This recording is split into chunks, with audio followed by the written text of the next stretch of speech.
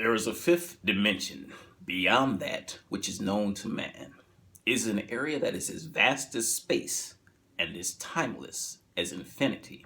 It is the middle ground between light and shadow, between science and superstition, and it lies at the pit of man's fears and at the summit of his knowledge. This is the dimension of imagination, an area in which we call the Twilight Zone. Now, in this episode that I'm going to kind of talk about right here, it started in space. And we was in space. I'm going to tell you right now, that's where we was at. These three astronauts, they was in space. They was on their spaceship, right? And their spaceship was looked like it was about to land on a planet. And they was talking because they was saying, you know, we out of fuel, we out of this, that, and the other, and we don't know what to do. We got to land, and that's gonna be it. We just gonna be stuck wherever we land. So they got in their little chairs, and the ship was coming down. They was sitting up in there. The ship was coming down. It was coming down, and it landed. Bam! When it landed, you know, they looked at the instruments and whatnot, and the instruments was the one astronaut said. Hey, the instruments on here, man, they say this place here is air. Like, we can breathe air. And the one astronaut said, well, I don't think we ought to go out there. And the other astronaut said, man, look, we can't go nowhere. We stuck. We might as well go on out there. So they out. I think the name of this Twilight Zone episode was called Elegy. And you know, Rod Sterling, he was not seen on this one, but he did talk. And he said something like this at the beginning. He said, the time is the day after tomorrow. The place, a far corner of the universe. The cast of characters, 3 men lost amongst the stars. 3 men sharing the common urgency of all men lost. They're looking for home. And in a moment, they'll find home. Not a home that is a place to be seen, but a strange, unexplainable experience to be felt. Something like that. Anyways, so now that they done landed, and they open up the ship door, and they looking out, and they look like Earth. But the one astronaut said, you know, even though this looked like Earth, we like 65 million miles from Earth or something like this can't be Earth. But the little young astronaut said, well, it's gotta be Earth. I mean, look at his trees and everything. So they jump off the ship. They looking around. There's a dog down there, you know, and then there's a man that got his back to him. His back is turned to him, and they walk over to him and they want to speak to him. And they say, hey man, how you doing? Everything all right? You all right? And the man just looking at him. He ain't moving. Hey man, what's wrong with you? You all right, man? What's up? You all right? He just with this dude. So they was like, okay, you know what? They took off. They said, we gonna go on and go somewhere else. They running around. They see another man sitting by the bridge. And the young astronaut, he jumps over there. Hey, how you doing, man? The fish biting? What's happening? And he touches the man. The man fall down. The man ain't moving. He ain't moving either. Ain't talking, ain't moving. Just. So they hear some music. You know what I'm saying? And they look around. Let's go where that music is. So they go to where the music is. They run down there to the music, and it's a whole lot of people. A whole lot of people. But they ain't moving. They just as stiff as a board. And then they looking around, and the music stopped. And they looking around, and they go up in the building, and it's a whole bunch of people standing around. There's a guy up at the top of the stairs, you know, looking and happy. You know, he ain't moving. Ain't nobody moving now. They just kind of stiff. They just kind of, hey, everybody standing around. Ain't moving. And now the astronauts is in the building. You know, and I guess the guy must have won for mayor. I don't know what he did, but the astronauts is in the building, and they trying to figure this thing out. So the one astronaut, he says, I know what's going on. You know what? On this planet, there's some aliens on this planet, and what they did is they done got into our minds, and they recreated this from our minds, and they trying to see how we gonna react to it. And the other astronaut said, no, I don't think that's what it is at all. I think what's really going on is we're in some kind of a time vortex, you know, where these people are actually moving, but we moving faster than they moving. They moving. But they're moving slower than we are because of the vortex that we in, or something of it. And the mother guy said, man, it don't make no damn sense. He said, well, why don't it? He said, look at the clock. It moves. The hands move on the clock, but you don't really see it. And the young guy, he walked over. It was a grandfather clock over there. He said, hey, this clock ain't got no hands. So they said, the one asking us, said, look, man, we can sit here and be as paranoid we want to be. I think what we need to do is split up and just see what we see. So they split up, start walking around. The one astronaut, he's looking around. He goes up in there, and then he see these guys in there playing cards. Now, I tell you, nobody moving. And the one dude got this hand. He's standing there. And the other, everyone, and he has amassed all this wealth. And his hand, he about to win again anyways. The other astronaut, he went up in a building. I ain't going in no building. Ain't nobody moving. But he went in the building, and he knocking on the door, And he opens up the, oh, excuse me, oh, I'm sorry. Oh, my goodness. It's a man and a woman up in there, and a romantic interlude, and they got these cats playing the violins. Now, ain't nobody moving. They just up there. You know what I'm saying? So, man, then the little young astronaut, he walking around, he come up on some kind of a function, Ain't nobody moving now, like a beauty pageant or something, I don't know. And he's looking, he walks up on the stage, and they got this woman up in the front who must have won. She's holding like an award. And then they got these 3 women in the back that didn't win, and they fine. The women in the back, super fine. 3 white women, they super fine. But the woman in the front is like, I don't know. She ain't like them. She ain't fine like them. But she won. I don't know, man. Anyway, so the young astronaut, he's looking at her. And he's looking at them. And then he walks over to her and he says, Your Majesty, I agree with the judges. You the finest one of them all. But can I ask you a question?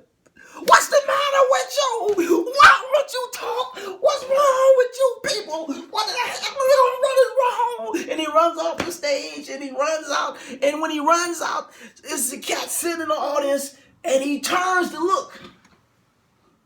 And the music like, boom, boom, boom. Scared the bejesus out of me. Man, I was scared. Because, ain't nobody moved up until this point. It was an old catty move. And then they all got back together. And they, they was walking down the street. Well, you say, man, one astronaut was like, this could be worse. We could have landed somewhere else. But, we're going to spend our life. This is not a bad place to spend our life. So they walking by these big old houses. And the one guy said, I like that house right there. And the one astronaut said, well, you can have it. So they walk over to the house. Of course, there's another stiff person sitting up on the porch with the paper, like he reading the paper. And they walk up to the house, step up on the stairs, and the young astronaut asked the little stiff up there reading the paper. He said, you don't mind, we check this place out, there. And then the paper come down and he said, oh, not at all. And they was like, what? Sucker move. They was like, you can talk. And he was like, of course I can. Of course I can talk, but can't everyone? And it's like an old dude, the same old dude that was at the, the beauty thing or the beauty pageant. And he was like, why don't you gentlemen come on inside? Come on inside. You're going to be safe. Come on. Everything is going to be all right. And I don't know, man. I probably wouldn't have went in, but, this old guy, let me just say, he kind of looked like everybody's grandfather, the type of person you can trust. He didn't seem like he would hurt anybody. So, yeah, so the astronauts, they all went inside. And as they walked in, they was asking them questions. What's your name? He said, Wickwire. Wickwire. Crazy name, man. Wickwire. Well, Mr. Wickwire. He said, well, hold on. Before you ask any questions, you must be thirsty or hungry. I'm going to go prepare you something for you to eat or whatever. Just, relax. So he went in, prepared him something, and they was out there looking around and still trying to figure things out. And he comes out, with glasses, like some, I don't know what it was, wine or something. He walks over to the table, he sets it down on the table, and they're all standing around the table looking. And, look, I'm going to tell you like this here, man. He was like, and they was looking at like, okay, and I was like, hey, if it would have been me, I don't know. It looked like it was wine. Nothing wrong with wine. Anyway, I don't know what it was. I don't care what it was. These astronauts been in space for 6 months, okay? They got lost because they went through an asteroid storm and they out of fuel. They had to land on this planet. They get on this planet, ain't nobody moving, everybody stiff. Look, they're under a whole lot of stress. And I'm telling you, there could be Kool-Aid in that cup. I probably would have drunk it if I was in their situation. But these astronauts was cool. You know, they standing around looking, watching Mr. Wickwire, see what he gonna do. So Mr. Wickwire, he picks up the glass. He would like to propose a toast. And they picked up their glasses. He's like, we're gonna toast to peace, everlasting peace, eternal peace, and all that old kind of stuff, right? So they looking, they ain't drinking, because they cool, they trying to check this thing out. So then Mr. Wickwire, he drink, they look, he drunk it. They all drunk it, set the glasses down. Okay, look, Mr. Wickwire, question time. Where are we? You're in a cemetery. What? A cemetery? What kind of what? Yeah, it's a cemetery, you know. But this is, all them people out there dead, not all of them. Just a few of them, you know. This is a place for rich aristocrats, you know, who, for whatever reason, when they died, you know, if they wanted to be a man life and it didn't happen for them, they could be a man right here. So that's not look down and so what you're basically saying is whatever they wanted to achieve in life that they didn't achieve, they could actually achieve it after death here. Well, yeah, that's correct. Well, Mr. Wickwire, I got a couple of them. Mr. Wickwire, he was like, hold on, gentlemen. Before I answer your question, let me ask you a few. So they was sitting back, okay, that's cool.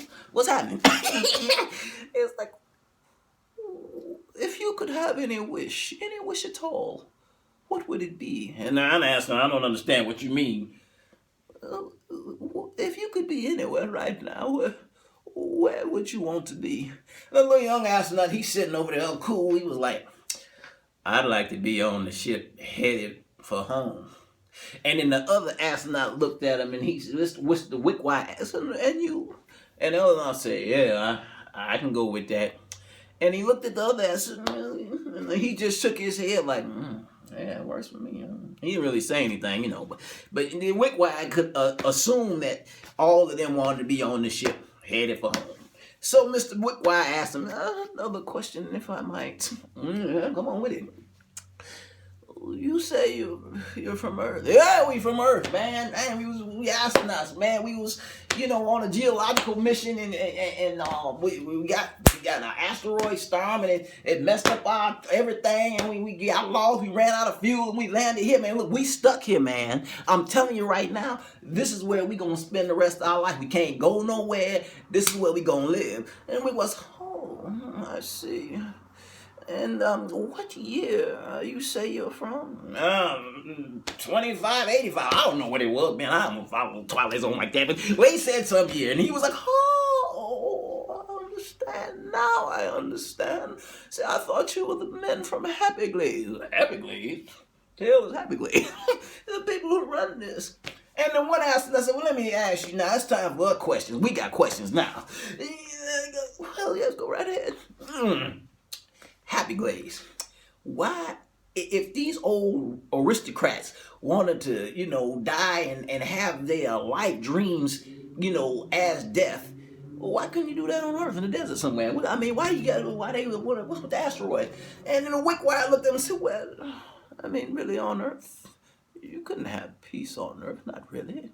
And then the young dude, he looks and he was like, wait a minute, hold on. You're a young astronaut, you know. Well, okay, so this is a funeral home. And then Mr. Wickwire said, well, hold on. You say you're from Earth. Did they ever have that atomic war? And they were like, well, yeah, man, they tore up everything, man, yeah. Oh, I'm so sorry about that. Enough of that. The young dude say, where do you fit in with all of this? Mr. Wickwire. I'm sorry. Where do you fit in with all this here? He was like, well, I'm the caretaker. Caretaker? So the one astronaut said, well, wait a minute. How long this Happy Glaze been around? I mean, this place where dead people can be what they want to be when they dead, you know, whatever they did wasn't when they was. How long this been going on? And he said, well, I would say since 1983 is when this has been going on. And the one out said 1983. You already old. How you got? It's no way that you could. And then Mr. Wickwire looked at her. You're forcing me to say a couple little things that I really shouldn't. Well, man, come on, man, what's going on? Just talk to us, man. Tell us what's happening. Well, you see, I'm not actually human. What? You ain't actually human? No, I'm a machine of sorts, you know. I cut on and off as I'm needed. You cut on and off when you need it. Yes, you know, when the residents here are disturbed. Oh, I guess he talking about it. Well, that's crazy. And then he said, Mr. Wickwire sat down and he said, yes, I must have been off about 200 years. I don't know. 200 years! And then the one house night, he started feeling kind of funny, right? Like, oh, Jesus. I mean, he sat down. Oh, Lord, what? Feel kind of funny. And the other ass night, he was like, ooh, he was barely hanging on to it. And the one ass night said, well, hold on, Mr. Wire. Wickwire! I'm sorry, I'm just, you know, I don't understand. A whole asteroid of dead people, I don't, a mortuary, a funeral home, this don't make any sense. Oh my goodness, I'm feeling kind of funny. I don't, oh. And then the young astronaut, he was looking at the drink, like, oh my goodness. And then one astronaut, he was like, oh, he sat down, ooh. What's happening? And then he said, Mr. Wickwire, you said something about where we like to be when we gone. What did he was scratching? What do you mean by that? And Wickwire said, well, what I mean is, you know, when you've departed. What? Departed? What you mean? And the little young dude said, he threw the glass. Pow! I told you not to trust him. He fell on the floor. Pow! And it was all fell on the floor. They was down there. Oh, Lord. And then Mr. Wickwire, he looked at him and he said, oh, I'm sorry, gentlemen. The fluid is already coursing through your veins, but it's not going to be painless. And the one dude was like, oh, but Mr. Wickwire, why would you do this to us? We meant you no harm. And he said, no, you don't understand at all. You see, Happy Glades is a place of eternal peace, everlasting peace. And you are men, and you are here. And where there are men, there can be no peace. And then the men, they just died. They died, and Mr. Wickwire, you know, he scooped them all up, took them back on the spaceship and set them up real nice, and he had a little duster. He was dusting them off, just dusting them off, just dusting them off, you know, and dusting them off, and they was sitting there just stiff as all the rest of them people on that asteroid. He was just dusting them off. And then, you know, Rod Serling could be heard in the background, and he said something like this here. Kirby, Weber, and Myers. 3 men lost. They shared a common wish, a simple one, really. They wanted to be aboard their ship, headed for home. And fate, a laughing fate, a practical jokester with a smile that stretched across the stars, saw to it that they got their wish. With just one reservation. The wish came true, but only in the Twilight Zone. And that was it, man. It is what it is. It was Elegy. I'm telling you, man, that Twilight Zone, that's some crazy, man. That's a crazy show, man. That's crazy, baby. It's really crazy.